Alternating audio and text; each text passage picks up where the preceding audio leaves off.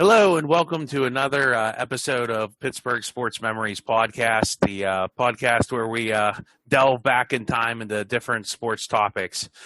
Today we've kind of gone, a little different tact, I guess. We're going to compare the three coaches the Steelers have had since 1969. So if you're a big like Walt Kiesling or Louis D'Amelio or who was the guy who cut everybody? Was that Buddy Parker?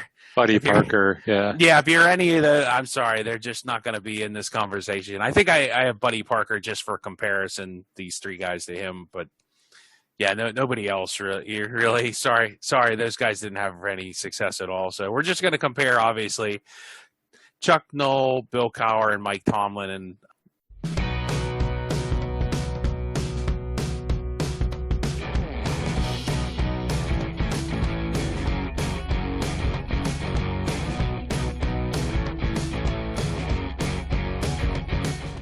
I'm sure me and Tim will have some lively discussion. As usual, I'm joined by my co-host, Tim Hannon. I'm disappointed that you did not include Johnny Blood McNally in the conversation either. Was he the guy that didn't show up for the game? No, he was the one that snuck out of his hotel room. They had to put him on the fourth floor, and maybe was he the one that went to the Rose Bowl instead of the game in West Virginia? Right. Like, whoops. And they're like, the Steelers are playing right now. And he was like, oh. Yeah, good for Johnny Blood. But we're going to talk about coaches that actually know when their team is playing and actually show up and coach them. So that would include, obviously, the three of the last 30 years. So I guess we'll start. I'm just kind of how laid out is we'll give some background on each of the coaches and kind of some their accomplishments, which, it's pretty impressive for most of them, quite honestly. So, and after that, at the end, we'll compare all three to each other and then probably do some historical comparison too. So, fun times. Are you ready, Tim? Are you ready to delve in here? Giddy up. Woo. So the first up is obviously one Chuck Noll. Chuck Noll was from Cleveland. He's actually born, and I do believe he played high school football in Cleveland. He played for Paul Brown, and he won an NFL championship as an assistant coach. He was also an assistant coach under Don Shula with the Baltimore Colts. And he coached in Super Bowl III for the Colts in that famous upset loss to Joe Namath and the Jets. So maybe, it's kind of weird that, he got hired after probably one of the more bigger embarrassing upsets of, NFL history. But Dan Rooney, I in his wisdom, looked past that. He was hired in 1969 after meeting with the chief, Art Rooney Sr., and Dan Rooney at the Roosevelt Hotel. If you know the Roosevelt Hotel, I can't believe people actually had classy meetings down there. I always thought that place was kind of sleazy, but I guess it's a good place to hire a football coach back in 1969. They get into Coach Noll's, Chuck Noll's coaching style or his personality. I would say he was not a player's coach. Just on a personal thing, he liked classical music, and he actually liked it so much he actually conducted the Pittsburgh Symphony one time, believe it or not. He was a conservative game caller, and overall he was very philosophical and intelligent, but he was a very astute football coach, especially in his prime years in the 70s and with the draft. Any reactions to any disagreements with any of that, Tim, so far? No, that's about right. I do remember him conducting the symphony. I remember that was kind of one of his passions, and I think that was a real thrill for him to be able to do that. It fit his personality too, conducting the symphony more so than there's being on stage with the Rolling Stones or something, right? It just fit his personality. Yeah, and like there's just weird little stories like about that. I remember Rocky Blyer saying one time like he walked past like his room and like I guess at St. Vincent's before training camp and like picked up a ukulele and tuned it and like played a song and then like gave him it back and I was like, oh okay, see ya practice, Rock. It's like so Chuck Noll was kind of like I don't know, he just like a little walk to his own beat there a little bit, little quirky. Um, Also, we'll include some media and fan reaction. I had a lot of I could not find much. I guess in 1969 because there was no internet and like I mean I couldn't find any letters to the editor. I guess or if anyone even would have cared to write a letter to the editor about the Steelers hiring a football coach because like I guess this kind of goes back to like historical perspective. 1969 is how long is it? That's 50 some years almost now, right? Or yeah, it's so I guess the culture was so much different. It wasn't like now, somebody's just not going to jump on the internet and go click, click, click, click. You actually had to sit down and write a letter to the editor, and hopefully somebody had wrote an art and they would publish it. So, and I guess what your two options would have been the Pittsburgh Post Gazette or the Pittsburgh Press. So I don't know. It's just not a lot of like. It was hard to gauge fan reaction to this. But I did find some like quotes, but they're mainly for like they're more after the fact. But some of these you might have heard before. The first one was by Andy Russell. He shared this, quote by Chuck Noll when Chuck Noll first took over. Look, I've been watching the game film since I took the job, and I can tell you guys that the reasons you've been losing is not because of your attitude or your psyche or any of that stuff. The problem is you're just not good enough. And you can't run fast enough. You can't jump high enough. You're not quick enough. Your techniques are just abysmal, and I'm probably going to have to get rid of most of you, and we're going to move on. And, 5 of us made it from that room to our first Super Bowl following the 74 season, and that was Andy Russell. So I think his first year, he went 1-13? 13, I do believe. Yeah. Yeah, it's pretty hardcore telling all the guys I'm going to probably cut most of you. But, I mean, he wasn't there to win friends or, like you said, he certainly wasn't a player's coach and he wasn't there to. He was there to win and turn the franchise around. That was a miserable franchise. And to your point about reaction, I would imagine that, like you said, there wasn't huge interest like there would be today. Because the Steelers were, they had a following, but they weren't the Steelers that they became. And then 2, I would just imagine that the reaction was probably like, oh, okay, another coach. Like it's not going to change anything. Yeah, especially they just hired that other guy 2 years ago from the Packers. So, like you said, how many coaches was that? In the first. From 1933 to 1969, what they probably went through like 20 some coaches. I'm being conservative there. So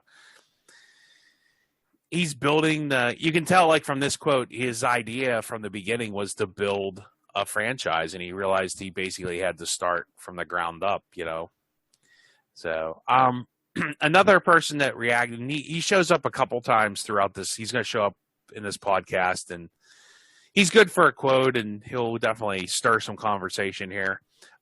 It would be one Terry Bradshaw. So the first 10 to 15 years after my retirement, I was pissed. I'm not going to lie to you, Bradshaw said. He is no longer with us on this earth, and there are so many wonderful things that Chuck did for me, but he did not know how to handle me.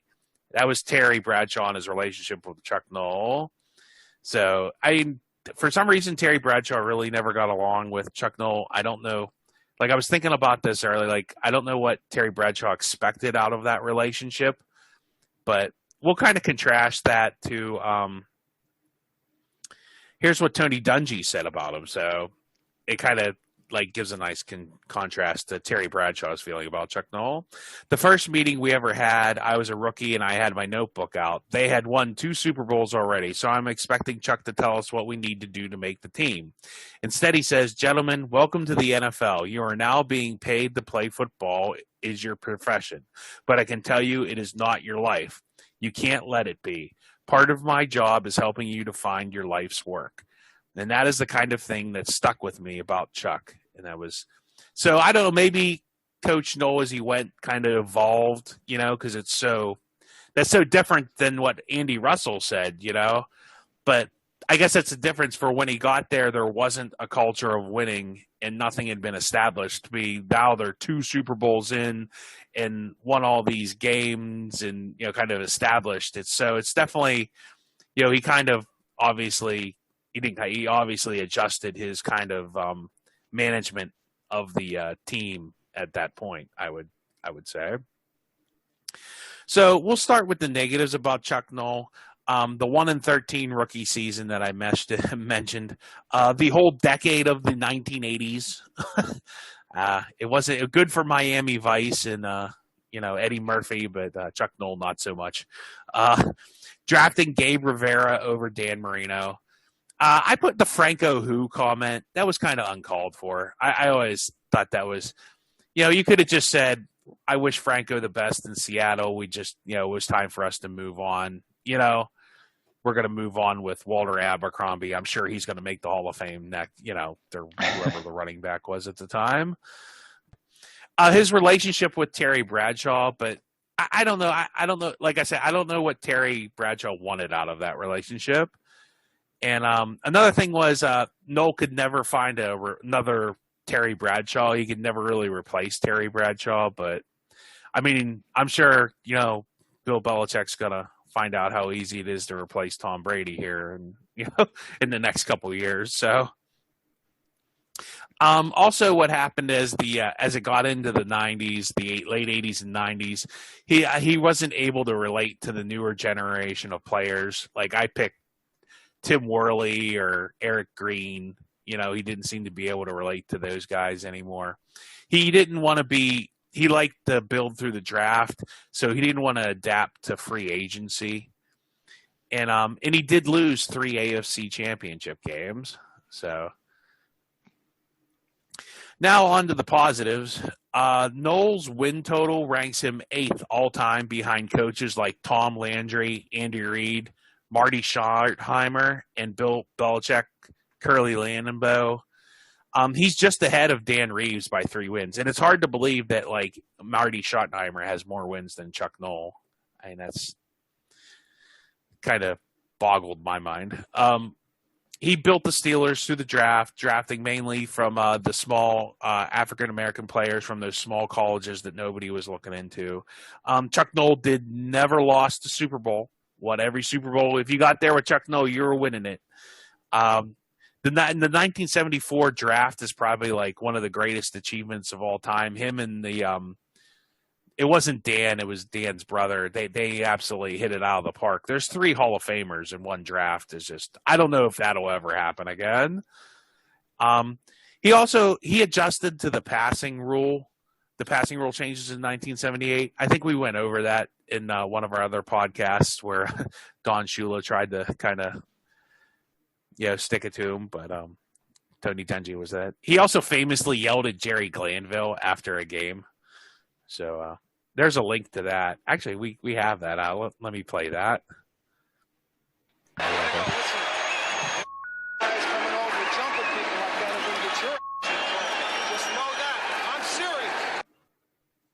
So, nice. Chuck Noll just could be he could stand up for his team when he needed to, especially with good old Jerry Glanville causing trouble. But that's just legendary right there. He got sued by Al Davis over the criminal element comment, and I think that's just a positive because that's just great. He won 4 Super Bowls, 7 AFC championship games, 7 AFC Central titles in the 1970s, and he wasn't Coach of the Year until 1989. So I'm not sure why he wasn't, but that's kind of what happened. He has 209 wins, 156 losses, and 1 tie. Don Shula is the all-time leader with 328. He was elected, of course, in the Pro Football Hall of Fame in 1993. And he's definitely before my time. I never really watched him coach so I don't have any, everything I know about him is secondhand or stuff I've read. So I mean, and Tim, you were pretty young. I mean, you saw him coach, but I mean, you know, you were kind of young when it was all going down. Well, I think what I remember is, he was this legendary coach, and by the time I was a Steeler fan in the mid to late 80s, he was this guy that was super conservative. He was, if you looked around the league at that time, you had offenses like the one in Miami with Dan Marino throwing for 5,000 yards. You had the Denver offense with Elway. You had the Buffalo offense, the no huddle offense. You had to run and shoot in a couple places. I mean, you had a lot of dynamic kind of offenses in that era, and the Steelers were just old school, halfback, fullback, run the ball almost every time on first and second down. Chuck Noll's big trick play was they would used to run a reverse, and it was like, I know it was Dwight Stone in the late 80s, and in the earlier part of the decade, it might have been like Calvin Sweeney or Ouija Thompson or one of those guys. But that was their big trick play, was a reverse. Like you hand off to the running back hands off to the receiver who's coming for an end around. And that was it. Like they didn't do anything. It just wasn't an innovative offense, and it was boring to watch, and they lost a lot of games. So that's kind of what I remember about Chuck. I mean, obviously, the whole decade before, he had great success, but it just felt like if he would have retired in like 1983 or something, I think, he would have just had a lot more of a legendary status for, just total success his whole career. He might have just stayed around a few years too long. Fair enough. He had a lot of assistant coaches go on. I meant to mention that go on to become head coaches, including Tony Dungy, John Fox, and Joe Walton.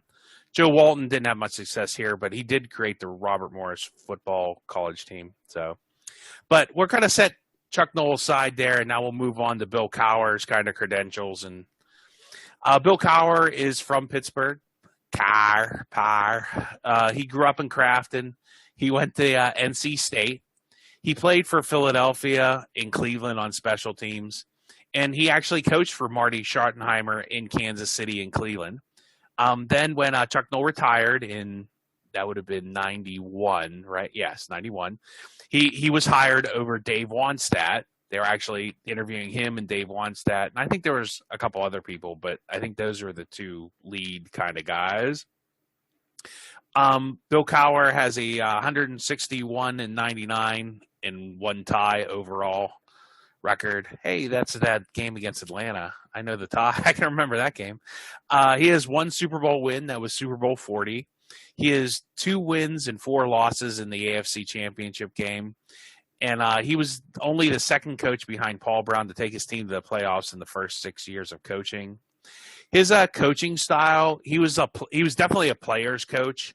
He was very dramatic on the sideline, getting people fired up, yelling and screaming and just stomping around.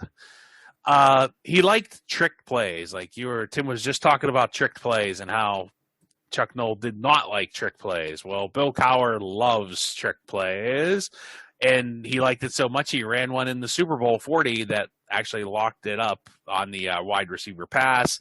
He put Cordell Stewart in that slash role. I would say that's something he probably had in common, and maybe this is unfair of me.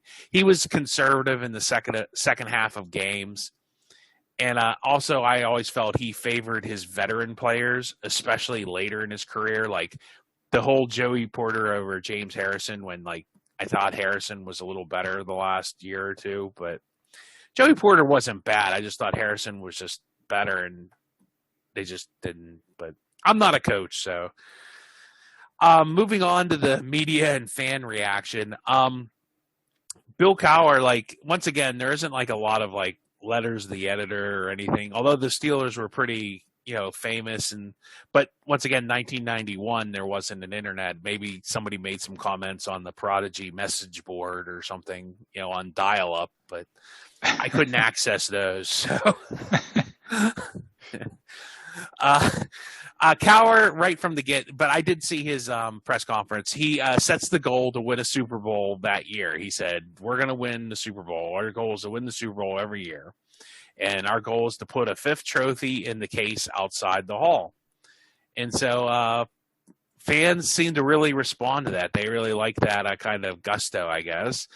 And but then later, as things went on, the fans kind of turned on Cowher when he didn't win a Super Bowl in those early years, and of course that turned to all the ridiculous rumors that were spread about him and Bill Cowher, like filling up his gas tank at night after losses and just all kinds of stuff like that.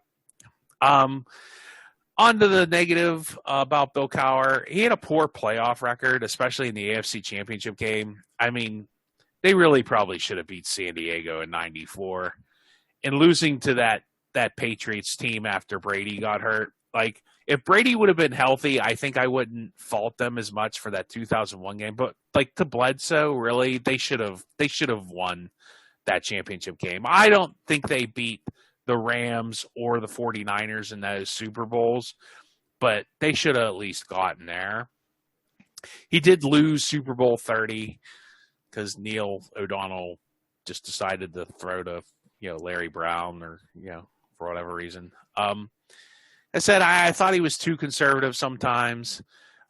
He took the criticism too personally. You have to kind of have a really thick skin to be an NFL head coach, to be anybody in public anymore, because it's tough. People are really mean. He could get tears with the media, as Bill would say. Bill terse. He would say that's a terse. I think it's pronounced terse, but he did finally, he got it when he got his Super Bowl win. He couldn't follow it up with another successful season. It was almost like, I think it almost was like a lifetime achievement award. It was like, okay, I did it. I'm done. And he had trouble drafting and developing quarterbacks. He only really had Ben Roethlisberger, and he only drafted Ben because Dan Rooney made him. He wanted to draft Sean Andrews, the offensive lineman. So, on to the positive. I always loved this one. He shoved a picture in the pocket of an official when the Steelers got called for 12 men on the field when it didn't happen. That was before instant replay, and they had the little like the paper printouts. If anybody remembers anything, he ran over and stuffed it in the guy's pocket. It was funny. He traded for Jerome Bettis, which is probably one of the best trades in Steeler history. He was very passionate. He took a 7-19 the year before and got them to an 11-5 record. Chuck Noll's last record was 7-9, and he took pretty much that exact same team and got them to an 11-5 record. So he also had a 108 1-1 record when leading 11 points or more. The tie, of course, was that Atlanta game. So, I mean, maybe I'm too hard on him for being conservative in the second half, but it always seemed like those second halves were way closer than they ever should have been. He drafted well. Like Alan Faneca, Troy Polamalu, Levon Kirkland, which of course was that's always one of those stories where it's they took the guy that he wanted and he just pointed to Levon Kirkland, and it ended up being a great pick. He also did really well finding players that went undrafted, like Willie Parker and James Harrison. And he had one of the most successful playoff runs of all time. They beat the first, second, and third seed, and then the number one seed from the NFC. So that was the infamous, Bengals, Colts, Denver, Seattle Super Bowl run of Super Bowl 40. He ranks 20th in coaching wins in the regular season, ahead of Pete Carroll and behind Joe Gibbs. And many of his coaching staff went on to be head coaches. Bruce Arians, Don Capers, David Culley, who's currently the coach of the Texans, Chan Gailey, Jim Haslett, Dick LeBeau, Marvin Lewis, Mike Mularkey, and Ken Wisenhunt. So he's had a lot of people go on to be head coaches. Anything else to add to the Mike Tomlin or not Mike, the Bill Cowher profile there? So I always remember Cowher's first game. They were playing in Houston, and the Oilers used to often beat us in Houston back then. And they Oilers were up 14-0, and it was like, okay, we're just not going to be very good this year. And I was in the other room, and I remember my dad and my brother were like, come quick. The Steelers just did a fake punt. And I'm like, a what now? I didn't even know that was possible to do a fake punt because I'd watched Chuck Noll for the last 10 years, right? And they actually ended up coming back and winning that game. And then, him like screaming on the sidelines and the spit coming out of his mouth and everything. Like it was definitely like a sensation those first few years. People just loved him. He was so different than Noll. But kind of to your point, Steve, as time wore on, uh, I don't want to say he was similar to Noll, but the conservative kind of side, you talked about Schottenheimer. He was so similar to Schottenheimer. And he and Schottenheimer both were infamous for getting their teams to really big games and then losing to teams that maybe weren't as good as them. And Cowher did that several times. And like you mentioned those two championship games, especially, that they probably should have won. And I think the other negative about Cowher was just that, what you said about not drafting it. Like he tried so long to just win with game manager, quarterback, and a solid defense and a good running game. They always had that. All those years, they had a great defense, and they had, Bettis or Bam Morris or Barry Foster, whoever, as a running back.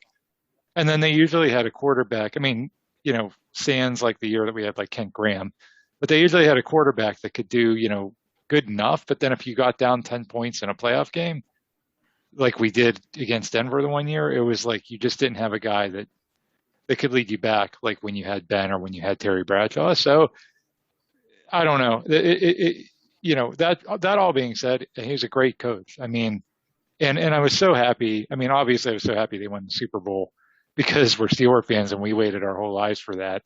But I was happy for him. And my favorite Cowher moment was his daughters coming onto the field and him seeing his daughters, because there's a really famous clip of him with, I think it was, I can't remember if it was Megan. I can't remember which daughter it was, but he's like trying to hold back tears after they lost to the Cowboys. And she's, maybe like 10 years old at the time. And then 10 years later, she's like an adult and they're all screaming and crying together. So that was pretty cool. I mean, I loved Cowher. I really did. And there were some negatives, but he was a great coach. It's hard to argue with his regular season success. Playoffs, definitely, but it's tough to win a Super Bowl, and I think it's tough to win a Super Bowl without like a really good quarterback. Like you might sneak and win one like Tampa Bay did, but if you don't have like that Hall of Fame, it's tough to do. But we'll set Bill kind of with Chuck Noll, and we'll move on to the last person we're introducing here. That would be the current coach of the Pittsburgh Steelers. That would be one Mike Tomlin. Mike Tomlin's background, he grew up in Newport News, Virginia. He went to William and Mary, which that's an Ivy League school, I do believe. So Mike Tomlin's smart. He was hired by Tony Dungy in 2001 to be a defensive backs coach. And he was on John Gruden's staff in Tampa Bay when they won the Super Bowl. He actually ended up being a defensive coordinator for the Vikings for 1 year in 2006. So he had really only been a defensive coordinator for 1 year, and he had been a head coach for, not a head coach, but like an assistant coach that just kind of bounced around. So he wasn't, I remember him getting some hype, but he wasn't like definitely on people's radar. He was hired as Steelers head coach in 2007, and he was surprisingly hired over Russ Grimm and Ken Wisenhunt, which I think Russ Grimm thought he had the job. So it was kind of surprising. He's one of the youngest coaches to make and win a Super Bowl. Mike Tomlin's coaching style, I would call him aggressive, because I remember he would go for two like a lot, and like he liked to go for it on fourth down, like very, very hyper aggressive. I don't know if they run as many trick plays as Bill Cowher, but he's definitely like aggressive. Although I don't know, recently, then people are kind of saying he's not, but I don't know. I always thought he was aggressive. Players and coaches seem to really like playing for him, so I definitely call him a player's coach. He handles the media, I think, better than Cowher or Noll. He's almost like the best person I always thought with handling like the media was Bill Parcells. And he's very like Bill Parcells. Like he just always has like these great quotes that can just like in the media, like he gives the media something to say, but he doesn't say anything at the same time. So or he doesn't say anything that's not obvious. And it's not like abrasive like Bill Belichick, who's trying to do the same thing, but I just think Bill Belichick just doesn't want to be bothered. I guess. Yeah. There's not a lot of contempt from Tomlin. Like Belichick, it's all contempt. Like he gives a short answer, and it's like he's almost like daring you to ask a follow-up because like you're such an idiot. I dare you to ask another question. And Tomlin just kind of gives those like Tomlinisms, which can be a little frustrating because it's like just talk like a normal person, dude. But like you said, it gives an answer. It's polite, and it doesn't really, he doesn't ramble on or say anything that's people are gonna point to and be like, oh, coach said this. He's very good about just giving controlled, simple answers. Yeah, he's very good at that. And like he'll say, like I think after one of the games, I think they lost just recently to Green Bay. He just said, we got to play better. But he said it in such a way, it's just like, we'll be judged on how well we play future in the season or something. And it was just like, he basically said, oh, we got to play better without saying it that way. So he's very good at press conferences. I will say that. I used to steal his stuff for my job. Like we were talking about some project that didn't go so well. And I was just like, we don't look in the rearview mirror. Like it just like he says just some of his like sayings and stuff. I used to love to just use his sayings because they were just so I don't know, unique, The standard is the standard. Yeah. I mean, it doesn't really say anything. Yep. I mean, because what he means is we're holding ourselves to a high standard. I mean, the follow-up question is, well, what is the standard? Those, what is your standard? What standard are you holding yourself to? Well, that's usually when somebody gets hurt. So you have, I don't know, like back in the day, like Le'Veon Bell is out for the season, and now somebody else has to come in, and well, he's not going to be as good as Le'Veon Bell. Well, the standard is a standard. Just keep moving forward, and we expect them to play just as well. So. That was kind of where that phrase used to always be used. Like we're not going to make excuses for guys getting hurt. Well, that's not. He does, because he doesn't try to make excuses, and that's probably more for his players than anything else. But yeah, it's an interesting way of doing things. Media and fan reaction; these are fun.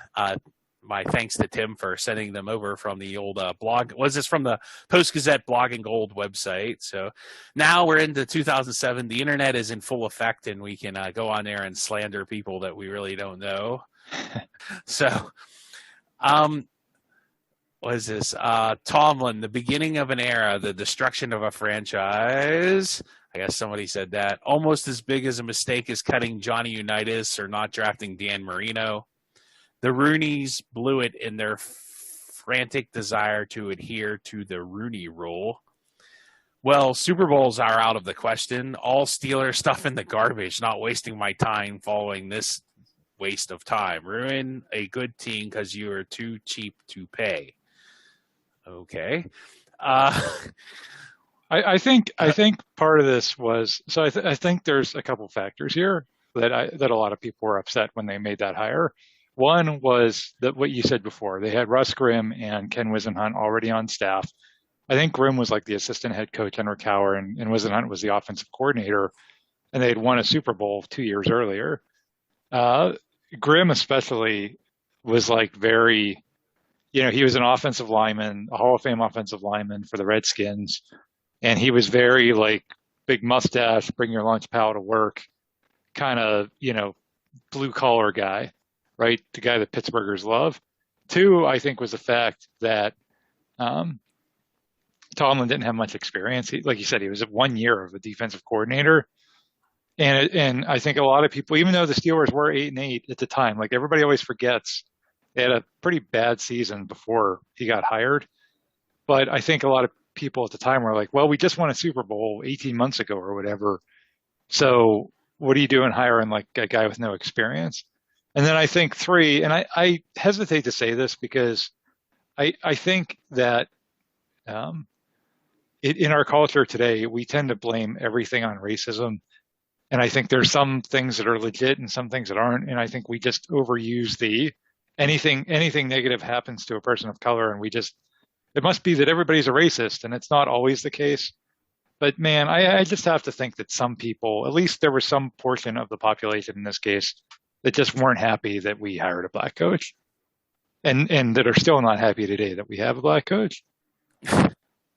Wow, I've heard that argument before, but I mean, I'm going to criticize Mike Tomlin, and I just stick to the facts. I'm not going to, I don't think it really matters what his appearance is. Well, there's a difference between criticizing him and like all Steelers stuff in the garbage, like that comment you read, or people that was are just ridiculous. Yeah, want him fired every time we lose a game. Now, granted, there were people that wanted Cowher fired every time we lost a game too. So again, this is a percentage, and it could be 1%, it could be higher. I'm just saying, I just can't help but think there's some percentage, however minuscule or large that is, that just maybe would react differently if we were a white coach. And I have no data to back that up. We can just perception.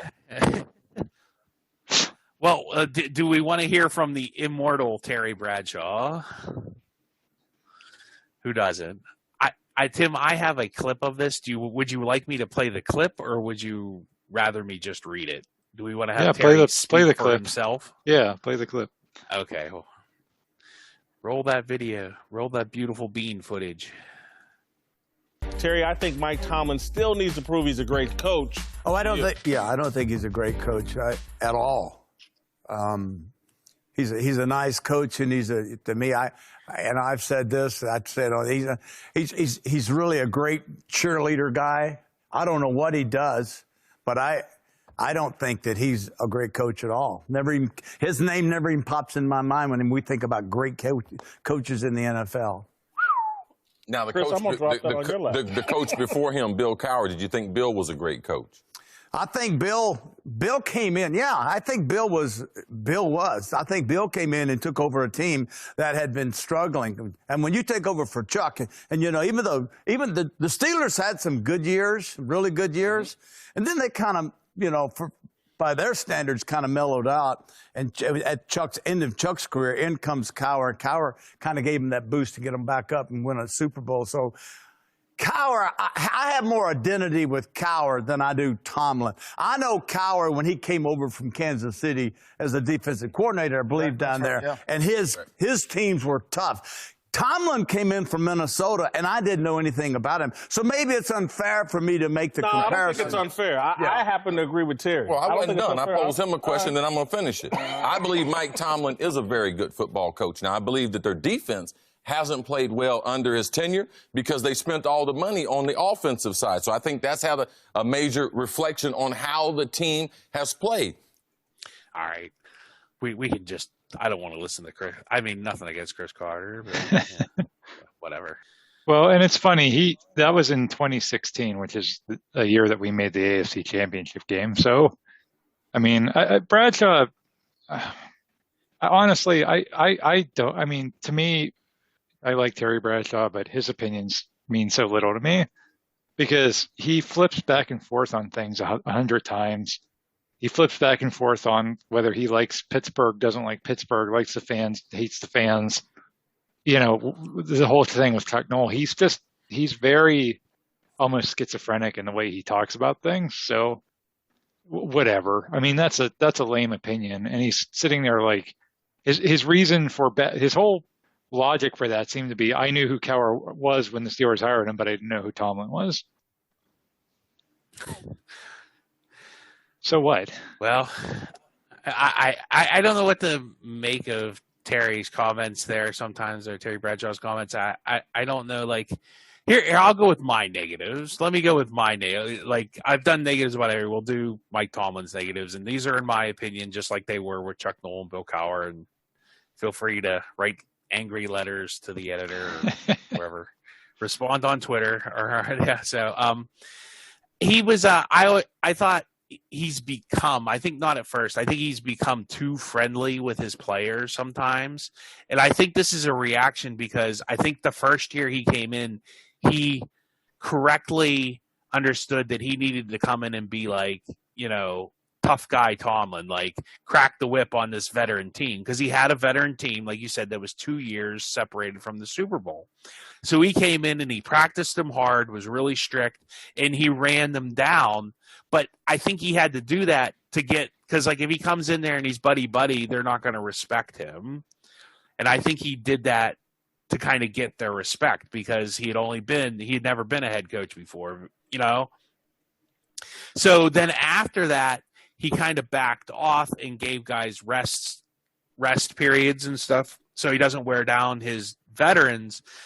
And I think sometimes he's gone too far the other way, where like when they got that team that had Brown and Bell on it, I thought he should have cracked the whip more on that team and gone back to kind of his old way when he first came in. But that kind of gets into maybe a little different. We'll continue with the negative. I think he wasted an opportunity, like I just said, with Ben and Antonio Brown and Le'Veon Bell, Ben Roethlisberger, all of them. He had those three, and they didn't even make the Super Bowl. Like that's as bad a wasted opportunity as Bill Cowher. They should have at least had one Super Bowl with that group. He almost tripped Jacoby Jones that one time when he was actually standing on the field. He actually got fined for that. He got a $100,000 fine for that. He's had mixed results in the draft. Tomlin's had some pretty good. They get a wide receiver. They can find wide receivers, but defensive backs, he can't translate the wide receiver to defensive back. But they've got a lot of great wide receivers, and they've done really well. He was totally outcoached in a championship game by Bill Belichick, and I guess that was that 2016 season the year they went, and Bell, that was another time. Bell, like, oh, I can't play, I'm hurt.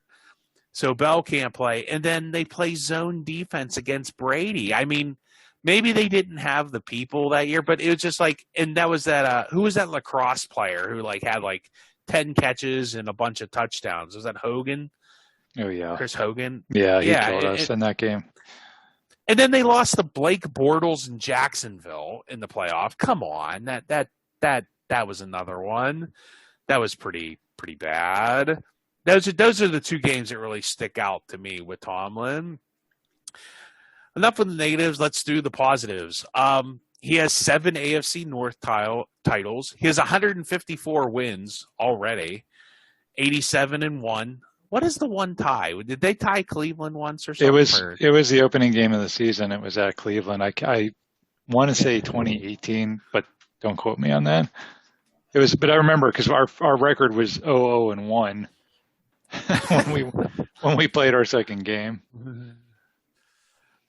He was smart enough at the beginning to keep Dick LeBeau on staff when he was hired. That was probably one of his better moves. He's been in 2 Super Bowls, as many as Cowher. He's won 1 and lost 1.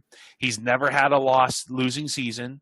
The team does seem to play hard every week. Every week the team does seem to come and play.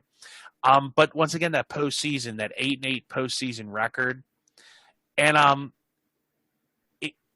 the 8-8 season with Duck Hodges at quarterback, that was unbelievable. I don't know how that team won 8 wins with that guy. I mean, nothing against Duck Hodges. He's a nice guy, but he's just probably not an NFL quarterback.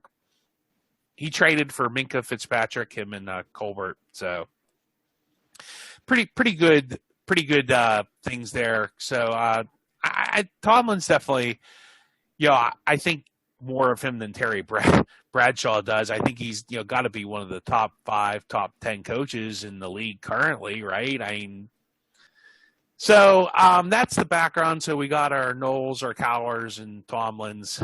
So here's the fun part. How do we compare the 3? Can I chime in on Tomlin some more? Yeah, go for it. Oh, yeah. Go with Tomlin. So yeah, well, first of all, I couldn't believe you didn't have the challenges in there for one of the negatives, because Mike Tomlin cannot win a challenge if his life depended on it. I don't know what that is. I don't put any stock in those challenges because it's just the rules are so ridiculous that there's just, ever since the Jesse James catch, it's just like, it is what it is at this point. They're going to do what it's either a badly written rule or I don't know. It's kind of like one of those things where like they write rule, they try and fix something, and I've said this many times, they try and fix something that maybe isn't quite perfect, and then they make it worse. And that's kind of what they did with a lot of the rules. And I think that's what happens to Tomlin sometimes, is he tries to challenge things, and it's just, you can't catch a break with the rules. So I didn't really hold that against him. I think, too, on the postseason record, it's easy to just look at record. And I think if you really dig into the context, so let's just compare with Cowher, because Noll, it's hard to compare postseasons because Noll had obviously a lot more success in the postseason than either of those two guys, but Noll also spent a whole decade pretty much not getting to the postseason too. I think, the rub on Cowher for years was, oh my gosh, he always loses the AFC Championship game at home. He lost 4 AFC Championship games at home, and that was unbelievable. People just were beside themselves. Tomlin, the rub is he doesn't even get to the championship game except for, a couple of times. What I try to look at is who should they have beat and who shouldn't they have beat. So Cowher lost 4 AFC Championship games at home. Well, one was to Elway and the Broncos in that year that they won the Super Bowl. So I don't know that we should have beat them even though we're playing at home. And 2 were to Brady, like you said, that first one was a special teams blunders and Bledsoe. I think we should have won that one, but the second one, again, the Patriots were in their 3rd Super Bowl year, so you can't say that they absolutely should have won. Tomlin, some of his playoff losses, the Tebow game, a lot of people remember that, but as we talked about in our Denver episode, so many people were hurt in that game. It was a joke that we were even, in the game at that point.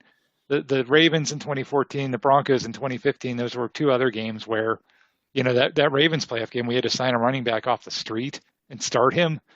I mean, so there were definitely some games where the team just didn't have enough guys left. Oh, the Jacksonville game, his first season, was another one where we just didn't have enough guys.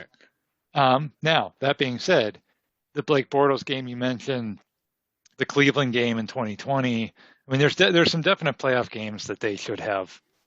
They had the advantage and they should have won. It bothers me that Patriots game, that championship game against the Patriots should have been much more competitive. You can't play zone against Tom Brady, and everybody knew that. And maybe they didn't have the people to do that. But I'm sorry to interrupt. No. That's what drives me nuts. That's a fair point. That's like you. Maybe they shouldn't have won, but they shouldn't have been out of the game by the 3rd quarter, which is what happened. So that's fair. That's a comparison to the other people's.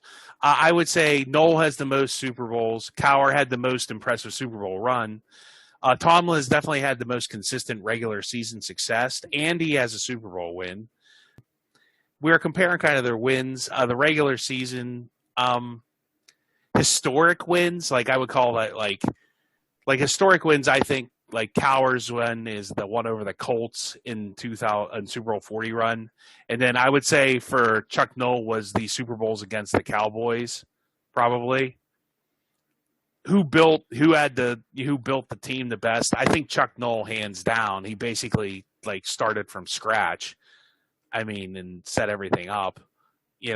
Although, it's tough to, just because something's set up doesn't mean you can't screw it up and, and not keep it going. And wins over contemporaries. I have Noll versus Don Shula, Tom Landry, John Madden, Bill Parcells, Joe Gibbs, Bill Walsh. And I think this kind of goes back to what you were saying, where Noll in the 70s, he's definitely better than Don Shula and Tom Landry and John Madden. But then in the 80s, I don't know, the guy, maybe the game just got away from him or he just couldn't keep up. Parcells, Gibbs, and Walsh are definitely had much more better coaching, times at that time than Noll did. Cowher was tough. Who was really Cowher's big, coaching contemporary? I put Jimmy Johnson, Bill Belichick, and Andy Reid. That's the only ones I could really come up with for Cowher. I couldn't think of anybody else, Dick Vermeil. I don't know. Yeah, I don't know who else. Mike Holmgren, or who was the Denver coach? I'm blanking on his Oh, name. Shanahan. Yeah, Shanahan. Right. You could have put those guys in there. It was those windows were a little smaller for those two guys, but you could have put them, I guess, in there potentially. And of course Tomlin versus Belichick. Belichick's been around a while. Andy Reid again, and I put John Harbaugh because they're in the same division, and they're both pretty similar coaches. Probably I didn't look up John Harbaugh's record, but I bet they're pretty close. I mean, Harbaugh hasn't lost the Super Bowl, right? No. So, but you want to get back to your point about the contemporary? Who do you think? Well, I think for the contemporaries, at least for Tomlin, and we could look at this for the other guys too. You made a point earlier; it's really hard to win a Super Bowl, and so again, Tomlin had these great teams with Antonio Brown, Le'Veon Bell. Cowher had these great teams in the '90s with this stud defense and Hall of Fame players, and both of those guys only won one Super Bowl. Well, Sean Payton had Drew Brees for how many years? And Pete Carroll's had this great defense, and Russell Wilson, and Mike McCarthy had Aaron Rodgers and Brett Favre. I mean, if you go on down the list, those guys I just named all won one Super Bowl. Andy Reid won Super Bowl, right? Just like Tomlin. So I don't know. Harbaugh won Super Bowl, and all those guys had, not necessarily Harbaugh, but the rest of those guys all had franchise quarterbacks, a stacked team, and they still only won one. So I just think it's harder to do than people think.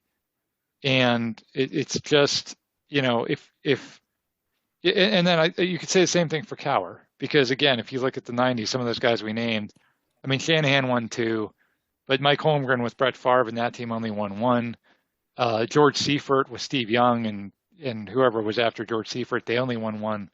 So it's just hard. It's hard to do. So you can say that coaches didn't live up to expectations, but then you could also say that it's just who does, right? Other than Belichick and like Shola and Noll and those guys in the 70s, but that was such a different era. You didn't have, free agency, like you drafted a guy and he was on your team forever. So, I mean, if you look at Tomlin and Cowher, other than Belichick, I don't know that you can find too many coaches that you would have been like, man, I wish we would have had that guy instead. Fair point. I just comes down. I think Tomlin, it would be nice for him to win another Super Bowl. Like, I would like to see him win one more, and I don't know. Like, maybe I'm asking, one, that's all. Like, why is one okay for Bill Cowher and not for Mike Tomlin? I don't know. Maybe I still feel like that first one that Tomlin won, he kind of won with, a lot of Cowher's players. So maybe that's kind of coming into it a little bit. But it would be definitely nice to see. I think Tomlin's a really good coach, and, I think he's top five, definitely. I mean, I don't know if I could name – five better coaches than Mike Tomlin, and like you said, Sean Payton's, and then there's the young and up and coming coaches, like the guy in Buffalo. Who's the guy who gets worship?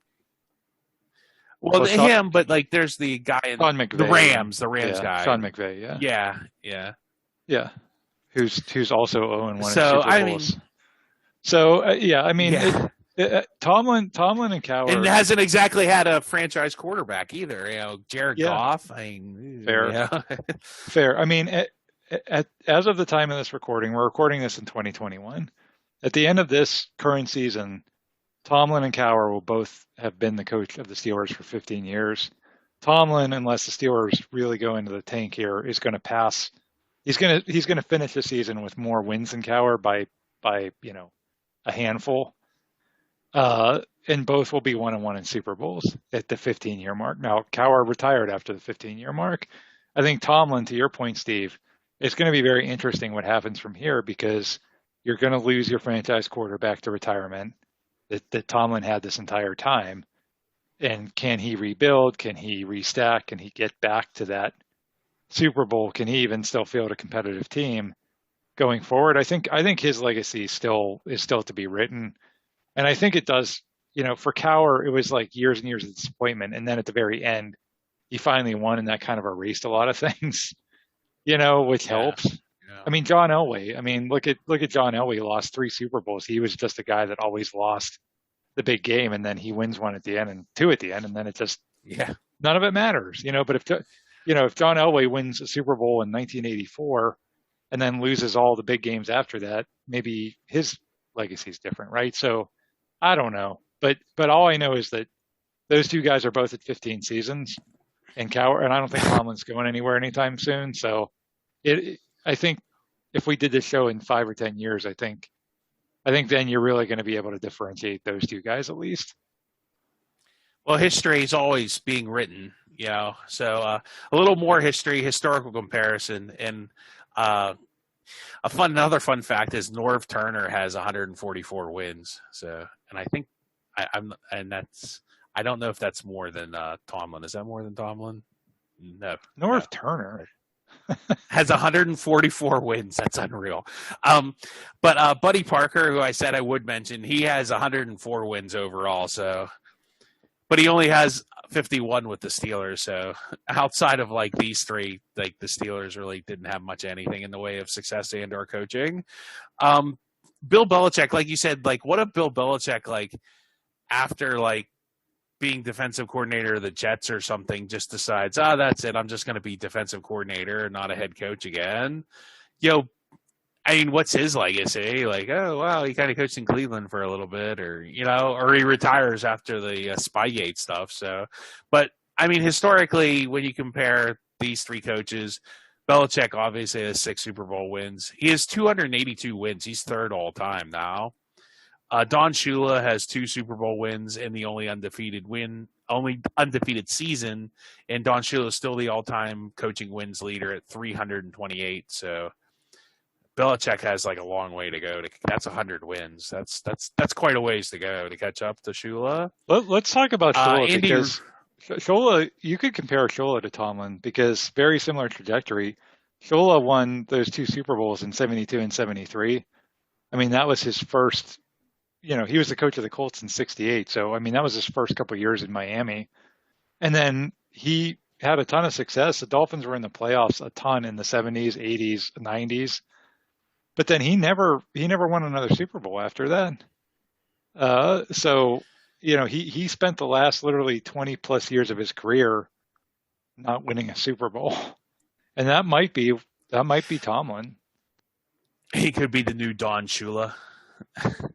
I hope not. I'd like to see him win another one. I mean, just because I'm a Steeler fan. I like Mike Tomlin. I think he's a very good coach. I guess it keeps coming back. It's tough to win a Super Bowl. Like Andy Reid, he only has 1.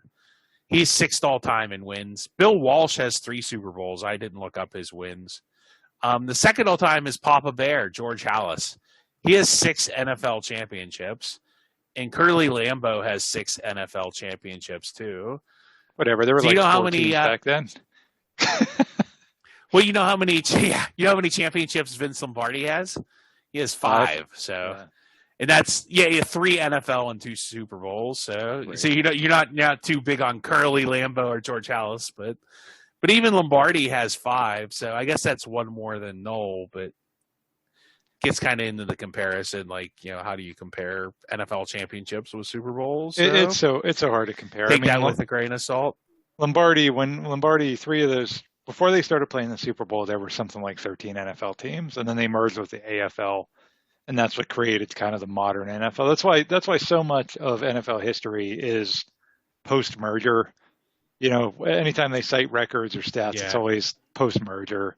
Because that's really when the modern game started. I mean, not to take anything away from Lombardi or Halas or Curly Lambeau. I think Halas and those guys, their legacy is more that they kept the league running at a time where it wasn't what it is today, and you had to scratch and claw to have enough money to put on the next season.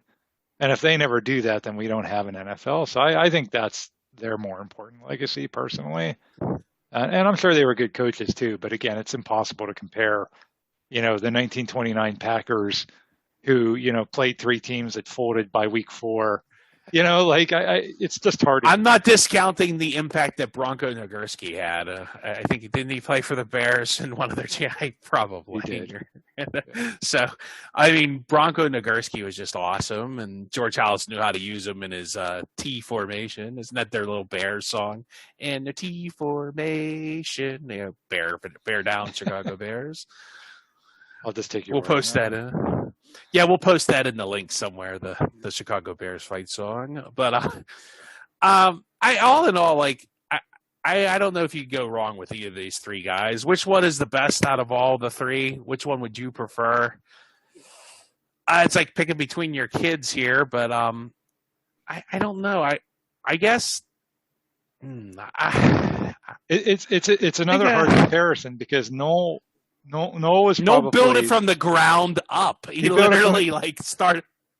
He did, but at a time that things were so different, right? And would he be able to do that today?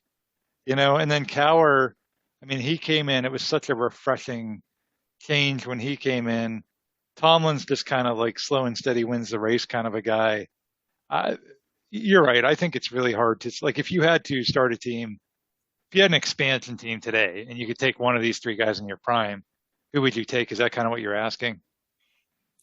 Let's say, all right, we both, for some reason, we luck out and win the Powerball, and you'd buy the Detroit Lions and from the Fords, and I'll buy the Jacksonville Jaguars because I want to go be warm. You can go hang out in Detroit. I'll go to Jacksonville and hang out with Shad Khan and own the team and play my games in London too much.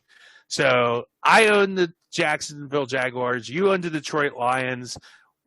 You can hire, two out of the three, one of these coaches of these three. Who are you hiring?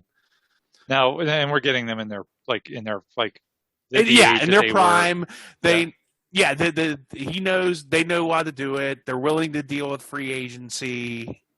We'll keep it in context. Maybe they're not willing to deal with free agency. So I don't know. I would go with Chuck Noll because I think he knows how to build a franchise, and I think with that, that's probably the instead of culture. Although Tomlin is a close second, but I think I trust Noll more. But that's just me. I mean, I can't argue with that. It's So the Detroit Lions are going to pick Chuck Noll too, or are they going to enter 4 Super Bowls in the next 10 years? Well, and the competition that Noll had in the 70s. I mean, the Cowher and Tomlin both lost to Belichick and Brady in championship games, but the Dolphins and the Raiders and the Cowboys. I mean, there were these great dynasty teams in the 70s, and the Steelers trumped all of them. And so, I don't know. If you're just going off of track record and who you think can build from the ground up, I can't argue the Noll selection. So would you go with them, though, to start a team, or would you go with somebody else? I'd probably take my shot on Noll. Not on Tomlin, really. See, I think Tomlin would be, I don't know, like, if Cowher could build a team because he kind of, but so did Tom. I don't know. I think Tomlin would be really good at setting a culture, and I really like that about Mike Tomlin. Like definitely Tomlin would be like 1B. Like, I would pick Tomlin over Cowher because I could see Tomlin coming in and creating a culture, and if I could get a good front office, like Colbert kind of people to go along with him, I think at very least you're going to make the playoffs every year. So, but I'd probably pick Tomlin over Cowher too, just because I think that I saw enough of the game manager, good running game, good defense to know that it's the Marty Schottenheimer, the Marty ball. Like I think that was always Cowher's first, go-to. And like you said, he didn't even really want to draft Ben.